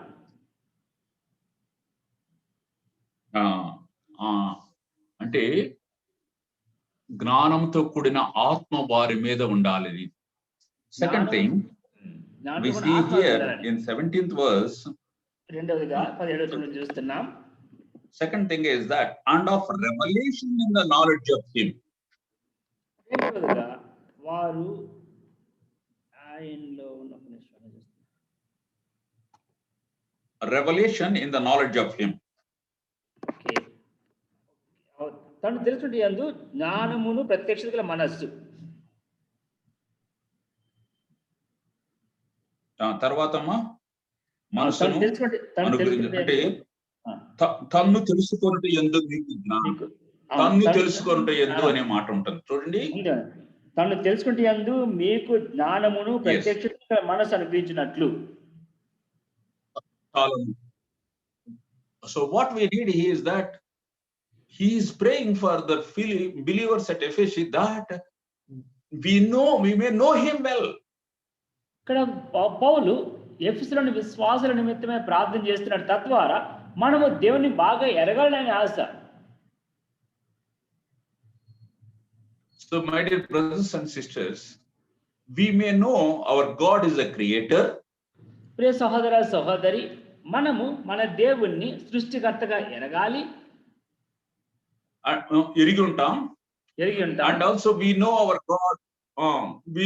our God who loves us. దేవుడు మనల్ని ప్రేమించిన సంగతి మనకు తెలుసు. And we know that through the Lord Jesus Christ, God has chosen us. అంత మాత్రమే కాదు, ప్రభువు యేసుక్రీస్తు ద్వారా దేవుడు మనల్ని ఏర్పరచుకున్న సంగతి మనకు తెలుసు.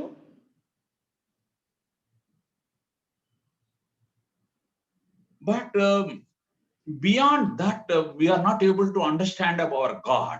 అయితే ఇంకా అంతకు మించి మన దేవుని గురించి మనకు అంతగా అవగాహన ఉండదు.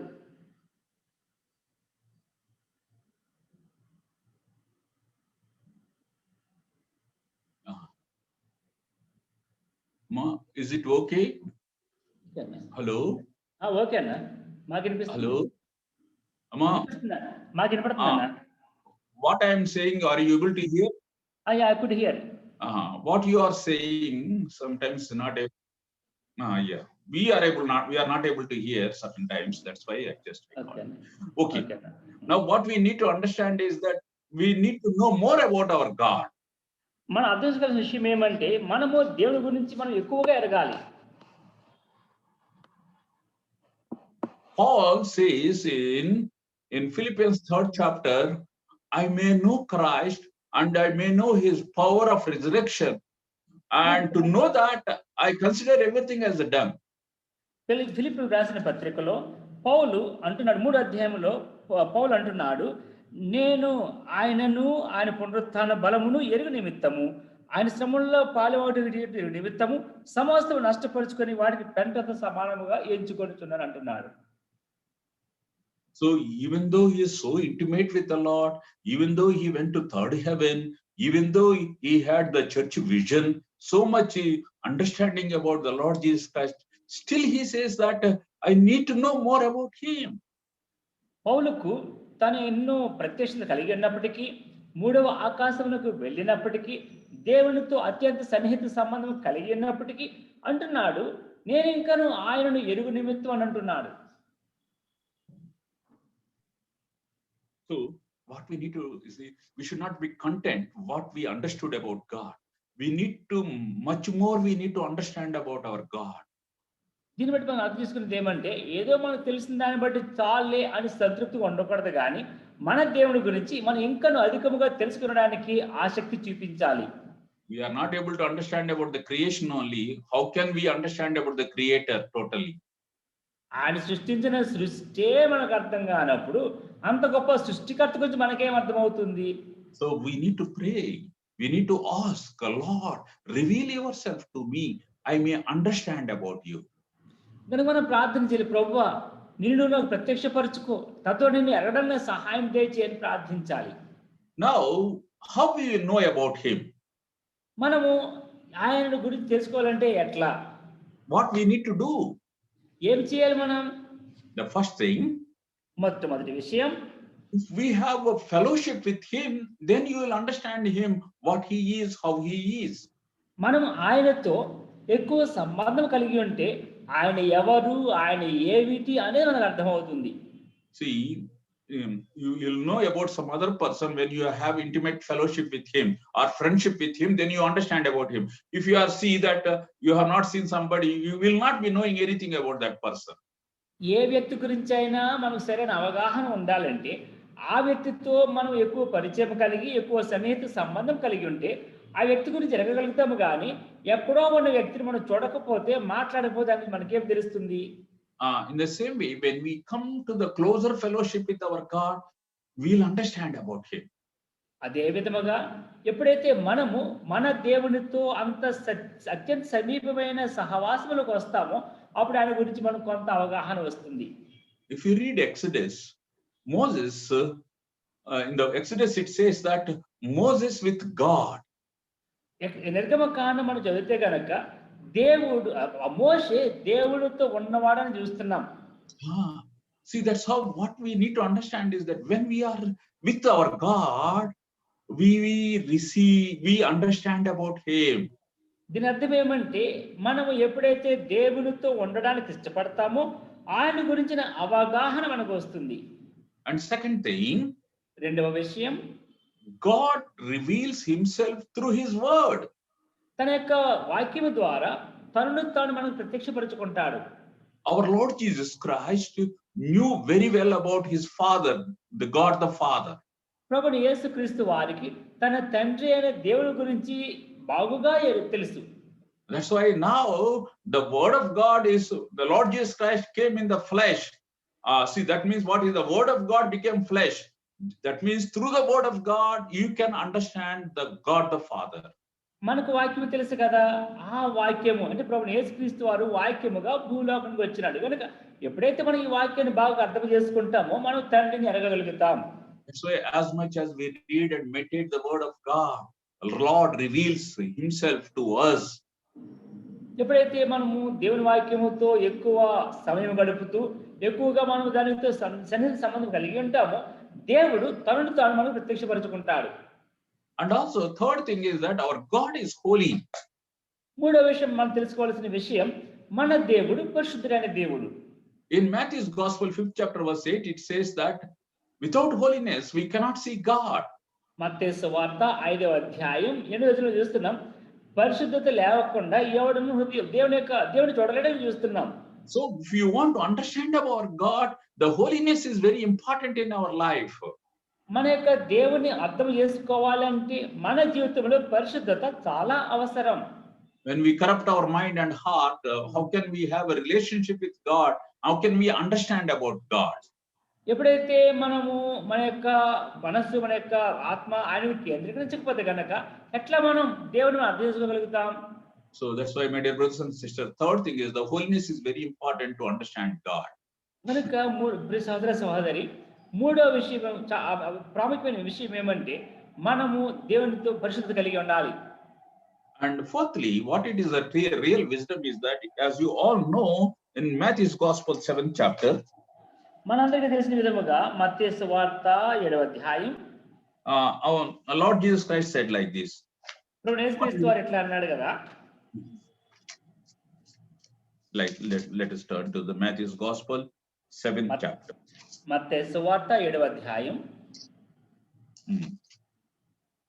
Here we'll see verse 21 amma. 21వ వచనం.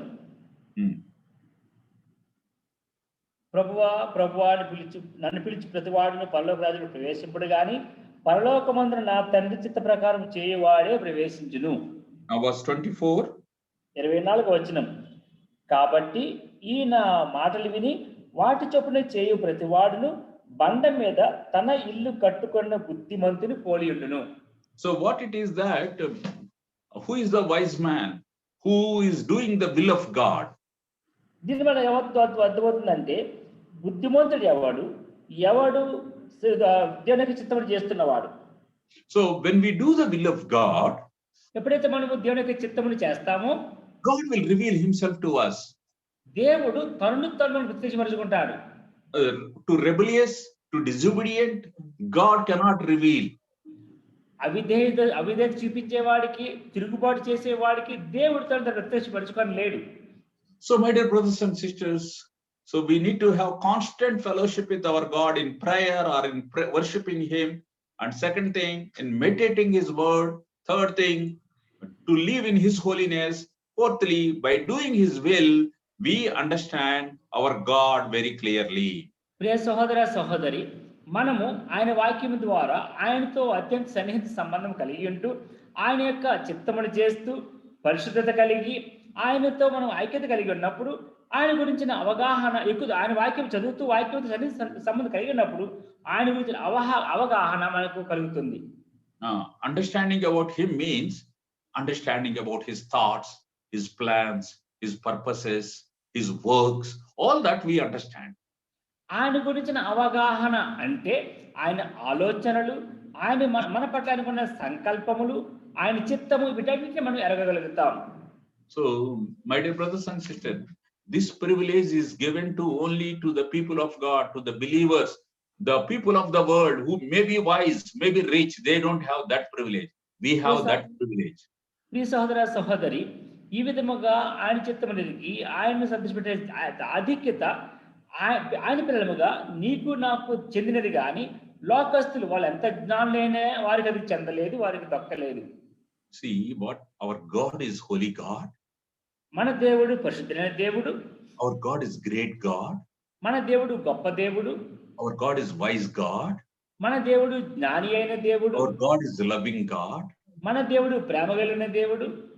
And to understand that God, great God, is not given to the people of world, but we simple people, privilege is given to us to know him well. ఇటువంటి దేవుని అర్థం చేసుకోవడానికి అటువంటి ఆధిక్యత అవకాశము ఈ లోకంలో ఉన్న జ్ఞానం లేని వారికి ఇవ్వబడలేదు, కానీ సామాన్యులమైన నీకు నాకు ఈ ఆధిక్యత ఇవ్వబడింది. As much as we know him, we will be also transformed into that image. ఎంతగా మనం ఆయన అర్థం చేసుకుంటామో అంతగా ఆయన యొక్క స్వరూపంలోనే మనం మారిపోతూ ఉంటాం. As much as we know about our Jesus Christ, we will be transformed to his image. మనం ఎంతగా ప్రభువైన యేసుక్రీస్తు వారిని మనం ఎరగగలుగుతామో అర్థం చేసుకుంటామో అంతగా ఆయన యొక్క స్వరూపంలోనికి మనం మారగలుగుతాం. The third prayer point of Paul is పౌలు యొక్క మూడవ ప్రార్థన అంశము ఏమంటే verse 18. 18వ వచనం. Having the eyes of your hearts enlightened, that you may know what is the hope to which he has called you, what are the riches of his glorious inheritance in the saints.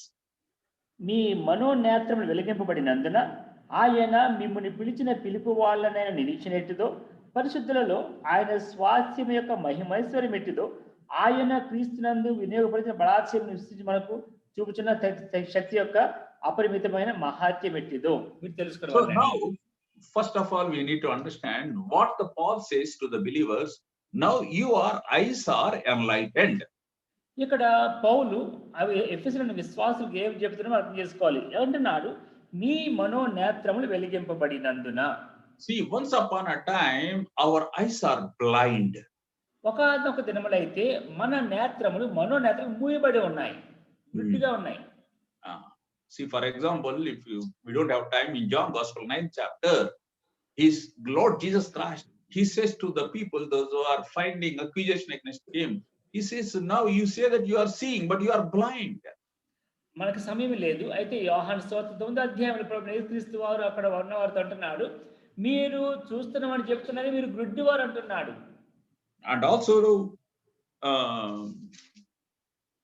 and in we see also we were in darkness according to Ephesians 4th chapter. Once upon a time we were in darkness. ఎఫెసీయులకు రాసిన పత్రిక 4వ అధ్యాయం ప్రకారం మనం ఒకప్పుడు అంధకారమందు ఉంటిమి. But now the Lord has enlightened us and brought us into the light. ఇప్పుడైతే ప్రభువు మనకు మనోనేత్రం వెలిగించి వెలుగులోకి మనల్ని తెచ్చినాడు. Now our inner eyes is able to see our God and see the glory of God. ఇప్పుడు మన మనోనేత్రములు, మన అంతర్నేత్రములు దేవుని చూడగలుగుతున్నాయి, దేవుని యొక్క మహిమను గుర్తించగలుగుతున్నాయి. See, since your eyes are enlightened, మన యొక్క నేత్రములు వెలిగింపబడిన కారణమును బట్టి that you may know what is the hope. నిరీక్షణ అంటే ఏంటి అర్థమవుతుంది. See, what is that? The Lord has called us. ప్రభువు మనల్ని పిలిచినాడు. Lord has called us. ప్రభువు మనల్ని పిలిచినాడు. And he saved us. మనల్ని రక్షించినాడు. He has sealed us with his spirit. తన ఆత్మ చేత మనల్ని ముద్రించినాడు. And now he is assuring something for us. మన కొరకు ఆయన ఏదో నిశ్చయిస్తూ ఉన్నాడు. That is the hope what Lord has given to us now. ప్రభు మనకి ఇచ్చిన నిరీక్షణ అదే. Why we are living in the narrow path? ఎందుకని మనము ఇరుకు మార్గంలో ప్రయాణం చేస్తూ ఉన్నాం? Why we need to be persecuted? ఎందుకని మనము నీతి నిమిత్తం హింసింపబడుతూ ఉన్నాం? The thing is this, why we are separated from the people of the world? ఈ లోక సంబంధమైన మనుషుల నుంచి మనం ఎందుకు ప్రత్యేకింపబడినాం? We have one hope. We have hope. మనకు ఒక నిరీక్షణ ఉన్నది. What is that? ఆ నిరీక్షణ ఏమిటి? For that hope God has called. ఆ నిరీక్షణ కొరకే దేవుడు మనల్ని పిలిచినాడు. Now, my dear brothers and sisters, ఇప్పుడు నా ప్రియ సహోదర సహోదరి, the hope is the anchor for our life. ఈ నిరీక్షణ మన ఆత్మకు లంగరు వంటిది. The hope enables us to live faithfully unto God. ఈ నిరీక్షణ ఆయన కొరకు మనము విశ్వాసముతో నమ్మకముగా జీవించడానికి దోహదపడుతుంది. The hope enables us to see the things of heaven or things of above, not the things of the world. ఈ నిరీక్షణ ఏం చేస్తుందంటే ఈ భూలోక సంబంధమైన విషయములు కాదు కానీ పైనున్న సంగతులు, పరలోక సంబంధమైన సంగతులు చూడడానికి దోహదపడుతుంది.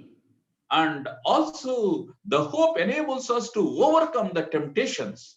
ఈ నిరీక్షణ మన మీదకి వస్తున్న శోధనలు జయించడానికి మనకు సహకరిస్తుంది.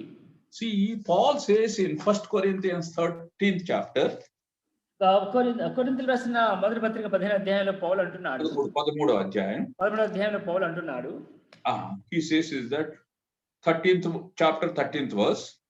13వ అధ్యాయం 13వ వచనం. So now faith, hope and love abide. కాగా విశ్వాసము, నిరీక్షణ, ప్రేమ ఈ మూడును నిలుచును. See, they abide. They will be there for. ఇవి ఎన్నడూ ఉండేవి. So what I want to tell you is that second thing, the hope what we have in our Lord Jesus Christ will never put into shame. మనకు ఇంకొక రెండో సంగతి నేను చెప్పేది ఏమంటే మన ప్రభువు యేసుక్రీస్తు వారిలో ఉంచిన ఈ నిరీక్షణ, ఈ విశ్వాసం ఎన్నడూ నశించిపోదు. And Romans 5th chapter, రోమీయులకు రాసిన పత్రిక 5వ అధ్యాయం and verse 5, 5th chapter 5th verse. 5వ అధ్యాయం 5వ వచనం. And hope does not put us to shame. ఎందుకనగా ఈ నిరీక్షణ మనలను సిగ్గుపరచదు. See, for example, ఉదాహరణకు the people of this world, ఈ లోక సంబంధమైన మనుషులు, their hope is upon their properties or their money. వారికి ఈ లోకములో ఏది నిరీక్షణ అంటే నమ్మకం అంటే ఆ నమ్మకం ఏంటంటే వారికి ఉన్న ఆస్తి మీద, వేరే ఉన్న వాటి మీద. Or their hope is upon their dear ones or children or relations. వారు కలిగి ఉన్న పిల్లల మీద, వారి బంధువుల మీద వారు నమ్మకం పెట్టుకుంటారు. Or some of them, they may have hope upon their gods whom they worship. మరి కొంతమందికి అయితే వారు ఏ దేవుళ్ళనైతే ఆరాధిస్తున్నారో వాళ్ళ మీద నమ్మకం పెట్టుకుంటారు. Some of them, their hope is upon their works. కొంతమంది అయితే వారి పని మీద నమ్మకం పెట్టుకుంటారు. అంటే వారి క్రియలు, వారు చేసే క్రియల మీద వారికి విశ్వాసం. If I do good thing, I will get something moksha. వాళ్ళు అనుకుంటారు అంటే నేను ఈ కార్యాలు చేసిన మోక్షం దొరుకుద్ది అనుకుంటూ ఉంటారు. But all they will put into shame one day. They will disappoint. We are hoping upon something and it is brought disappoint to us. అయితే వారు పెట్టుకున్న ఈ నమ్మకము, ఈ నిరీక్షణ ఒకానొక దినమున వారిని సిగ్గుపరుస్తుంది, వాళ్ళని ముంచివేస్తూ తద్వారా అయ్యో మనం నమ్ముకున్నామే అని వాళ్ళు మోసపోతారు. But whereas our hope will never put into shame, surely it will come through. అయితే మనకు కలిగిన ఈ నిరీక్షణ మనల్ని సిగ్గుపరచదు, ఖచ్చితముగా అది కార్యరూపం అవుతుంది. So Paul praying that the people of God should understand the calling of hope, what important that hope we have in our life, and we live a life which pleases unto God. కనుక పౌలు ఎఫెసీయుల విశ్వాసులను హెచ్చరిస్తూ వారిని ప్రేమిస్తూ రాస్తున్న విషయం ఏమంటే మనం కలిగిన ఈ నిరీక్షణను మనకు సిగ్గుపరచదు కనుక దానిలో మనం నిల్చుండాలని వారిని ప్రోత్సహించు ఈ మాట రాస్తున్నాడు. Who is having a true hope upon the things which are God is going to give, they will be content what they have on this earth. మనము దేవుడు మనకిస్తున్న ఆ నిరీక్షణ గురించి, మనకి ఇవ్వబోతున్న ఆ పరలోక సంబంధం గురించి మనం నిరీక్షణ కలిగి ఉన్నప్పుడు అవి ఎట్లా ఉంటాయి అంటే ఈ లోక సంబంధం విషయములకు తారుగా అంటే వేరుగా ఉంటాయి. ఈ లోక సంబంధమైన విషయంలో మనం కలిగిన దాంట్లో మనం తృప్తి కలిగి ఉంటాం. We don't work out for the things of this world. Okay, ఎప్పుడైతే మనకి ఇటువంటి పరలోక విషయంలో నిరీక్షణ కలిగి ఉంటామో భూలోకంలో కలిగిన వాటితో మనం ఓపిక, మనం కలిగిన వాటితో తృప్తి కలిగి ఉంటాం తప్ప వాటి కొరకు ఏమైనా ప్రయోజనం అవసరం మనకు ఉండదు. So my dear brothers and sisters, this is a very important, having hope. Let us live for the Lord. మనకు నిరీక్షణ కలిగి ఉండడం చాలా అవసరం. ఆ నిరీక్షణతో మన ప్రభువు చూడడం చాలా అవసరం. And another point, what he is praying for them. పౌలు ప్రార్థిస్తున్న మరొక ప్రార్థన అంశం ఏమంటే Ephesians 1st chapter verse 18.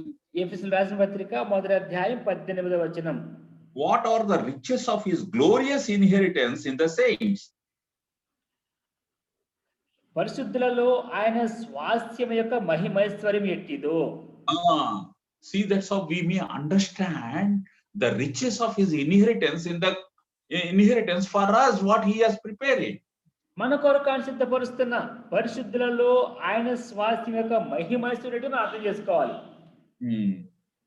And we have unsearchable riches in Christ Jesus. ప్రభువైన యేసుక్రీస్తు వారిలో శోధింపజాలని స్వాస్థ్యం మనకు ఆయన దగ్గర ఉన్నది. See 3rd chapter verse 8. 3వ అధ్యాయం 8వ వచనం. To me, though I am the very least of all the saints, this grace was given to preach to the Gentiles the unsearchable riches of Christ. See, he says that God has given me grace to preach about the unsearchable riches of Christ. చూడండి, పౌలు అంటున్నాడు, శోధింప శక్యము కాని క్రీస్తు ఐశ్వర్యమును అన్యజనులలో ప్రకటించుటకు. My dear brothers and sisters, నా ప్రియ సోదర సోదరి, we must enjoy these unsearchable riches of Christ in our life, and also we must say to the people, come, believe in the Lord Jesus Christ, enjoy the unsearchable riches.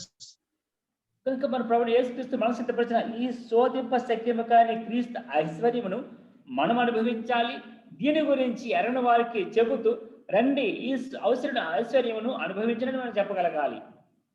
So now we enjoy those unsearchable riches in Christ, and in literally we are going to enjoy the inheritance, glorious inheritance, what God is preparing for us.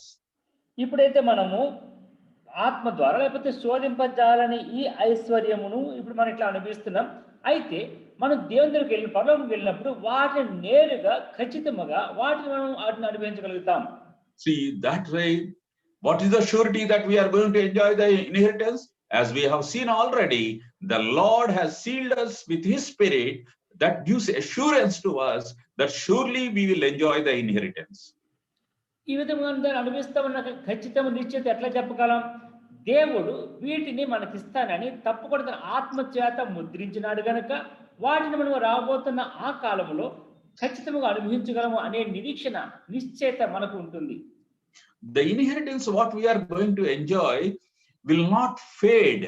It will be everlasting. It will have the same value all the ages.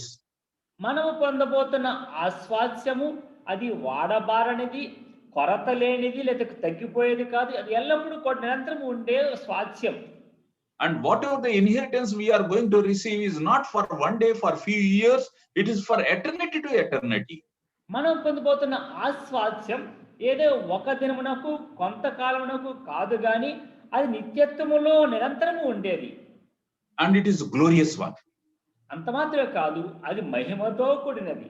So, my dear brothers and sisters, ప్రియ సహోదర సహోదరి, this is all beyond our understanding. The inheritance, about the inheritance, it is beyond our understanding. ఈ విధముగా ఈ స్వాస్థ్యము అనేది మన యొక్క బుద్ధికి అందనిది, మనకు అర్థము కానిది. That's why let us prepare ourselves for our Lord's coming, or for the inheritance what the Lord is preparing for us. కనుకనే మనము ప్రభువు యేసుక్రీస్తు యొక్క రాకడ కొరకు సిద్ధపరచుకుందాం, లేదా ఆయన మనకు సిద్ధపరుస్తున్న ఆ స్వాస్థ్యను పొందడానికి మనల్ని మనం సిద్ధపరచుకుందాం. And we have seen now up to here is that we enjoy 18th verse. We have seen that 1 minute, having the eyes of your hearts enlightened, that you may know what is the hope to which he has called you, and what are the riches of his glorious inheritance in the saints. That means Paul prays that you may await the inheritance what the Lord is preparing, so that you may live the life which is acceptable unto God. ఇక్కడ పౌలు 17 చెబుతూ, నీ మనోనేత్రులు వెలిగింపబడినందున ఆయన మిమ్మల్ని పిలిచిన పిలుపువాళ్ళని నిరీక్షణతో పరిశుద్ధులైన స్వాస్థ్యం యొక్క మహిమైశ్వర్యతో అని వాటి గురించి చెబుతూ మనం ఎప్పుడైతే వీటిని అర్థం చేసుకుంటామో వాటికి తగినట్టుగా మనం జీవిస్తాం. And in the 19th verse, we need to understand the immersible of greatness of God, and that means we need to understand the greatness of God. 19వ మనం చూస్తున్నాం, ఆ దేవుని యొక్క ఆ గొప్పతనం అర్థం బలాత్సయం అని అర్థం చేసుకోవాలి. So that we will see next time. We don't have time. అయితే దాని గురించి వచ్చేవారు చూసుకుంటాం. So now today what we have learned? ఈ దినం మనం ఏమి విన్నాం? what we need to apply for our lives. మన జీవితములకు ఎట్లా వీటిని అన్వయించుకోవాలి? First of all, మొట్టమొదటిగా we should be grateful to our God. We should be all the time thanking our God, praising our God for all the blessings we has bestowed upon us. తండ్రి అనే దేవుడు ప్రభువు యేసుక్రీస్తు వారిలో మనకు కొంచెం ప్రతి ఆశీర్వాదం నిమిత్తమై మనం ఆయన స్తుతించాలి, ఆయన ఘనపరచాలి, ఆయన నమ్మకస్తులుగా ఉండాలి. And also by sealing the Holy Spirit of God, the assurance what he has given to us for the inheritance, for the future inheritance, we need to worship the Lord and praise the Lord. తండ్రి అనే దేవుడు తన ఆత్మ చేత మనకి ఏదైతే ముద్రించి స్వాస్థ్యముగా ఇచ్చినాడో దాని నిమిత్తమై మన తండ్రి దేవుని స్తుతించి ఆరాధించే వారముగా మనం ఉండాలి. The third truth is that people should hear about us good testimony. మూడవదిగా ప్రజలు మనలను గురించి మంచి సాక్షి వినగలగాలి. And God should be happy, and the men of God should be happy about our lives. మన జీవితముల గురించి దేవుడు సంతోషించాలి, దైవజనులు సంతోషించాలి. And also now we have seen that we may have the spirit of wisdom upon us. ఇప్పుడు మనం చూస్తూ వచ్చినాం, మనకు జ్ఞానముతో కూడిన ఆత్మ మనం కలిగి ఉండాలి. The fear of God enables us to enjoy the wisdom of God. ఎప్పుడైతే మనం దేవుని యందు భయం కలిగి ఉంటామో అప్పుడు ఈ ఆత్మను కలిగి ఉండడానికి దేవుడు మనకు సహాయం చేస్తాడు. When we are under the headship of the Lord Jesus Christ, who is the wisdom, we'll enjoy the wisdom of God. జ్ఞానమై ఉన్న ప్రభువు యేసుక్రీస్తు యొక్క శిరసత్వము కింద ఎప్పుడైతే మనం వస్తామో అప్పుడు ఈ దేవుని యొక్క జ్ఞానం మనం అనుభవించగలుగుతాం. And also we may know about him. అంత మాత్రమే కాదు, మనం ఆయనను ఎరుగు నిమిత్తం We may know more about him. మనం ఆయన గురించి అధికముగా తెలుసుకోవాలి. By having the right fellowship with him. ఆయనతో సరి అయిన సంబంధం కలిగి through his word, ఆయన వాక్యం ద్వారా living in holiness, పరిశుద్ధతలో జీవిస్తూ by doing his will, ఆయనకు చిత్తమును చేస్తూ we understand more about him. మనం ఆయనకు ఇంకా అధికముగా తెలుసుకోగలుగుతాం. Now our eyes are enlightened. ఇప్పుడు మన మనోనేత్రాలు వెలిగింపబడ్డాయి. We need to understand of hope for which he has called. మనలను పిలిచిన ఆ నిరీక్షణ గురించిన పిలుపు ఏమిటో ఎరగాలి. And when we understand what the for what we are called, then we live like a people of God on this earth. మనము దేని కొరకైతే పిలువబడినమో దాన్ని ఎరిగిన వారమై ఈ లోకములో ఉండగా దేవుని పిల్లలముగా మనం బ్రతకాలి. And the inheritance what he is preparing for us, when we understand, then we consider everything as a dung on this earth. ఆయన మనకు సిద్ధపరుస్తున్న ఆ స్వాస్థ్యం గురించిన సరైన అవగాహన మనకుంటే కనుక ఈ లోకంలో ఉన్న దేనినైనా కూడా పెంటగా ఎంచుకుంటాం. So the way God expects from us, the life what he expects from us, if we have to live, we need to have this proper understanding about our God, about the hope, about the inheritance what he is preparing for us.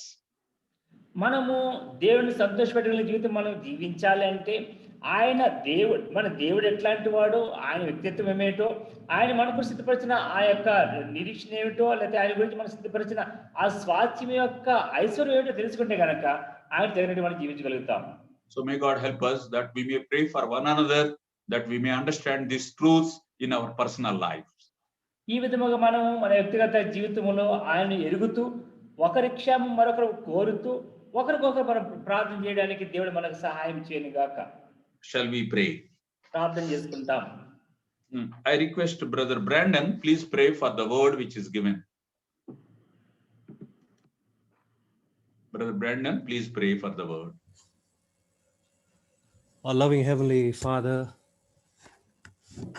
mighty wonder-working God, great and awesome God, we come to you in the highly exalted, the glorious name, the most beautiful name, the name of our beloved Lord and our Savior, Jesus Christ, Lord, in whom we live and breathe, O Lord, to praise, to worship, to thank you for your loving word this evening, the Bible study, helping us, Lord, to sit at your feet and to learn so many hidden truths through the life of the church at Ephesus, the burden of the Apostle Paul, his praise and his prayer towards the church. We thank you, Lord, for your word, O Lord, reminding us how we need to live, Lord, by applying these truths. Yes, Lord, we thank you for the portion, chapter 1, from verses 15, Lord, until the end, reminding us, Lord, how we need to understand our God, who is our Heavenly Father, who is the God of glory, who gives us wisdom, who gives us, Lord, the spirit of wisdom, which was in Christ and given to us like it was given to the early church. And having this wisdom, how we could live a testimony and a godly life like the early church, like the church at Ephesus, and how we could live in this day and age by understanding more about our God, by having closer fellowship, Lord, with the Holy Spirit of God, with the fellow saints, fellow believers, O Lord, and having a good testimony, Lord. And Lord, not only that, making known unto us the mysteries of your word, the hidden treasures, O Lord, enlightening us through your word. Dear Lord, we thank you for the enlightenment. Your word is a lamp unto our feet, it's a light unto our path. Lord, your word gives us entrance. It gives us entrance, Lord, so that we may receive knowledge and understanding to walk in this world. So help us, Lord, that we may continue to, Lord, not just be good hearers, but we must be able to be doers of your word. Teach me, teach every one of us in our church to apply these truths so that we may be able to walk worthy according to your calling. Thank you for your servant. Thank you, Lord, for blessing him. Continue to use him for your glory. Thank you for the burden. Thank you for the brother who translated. And thank you for all those who participated, Lord, this evening.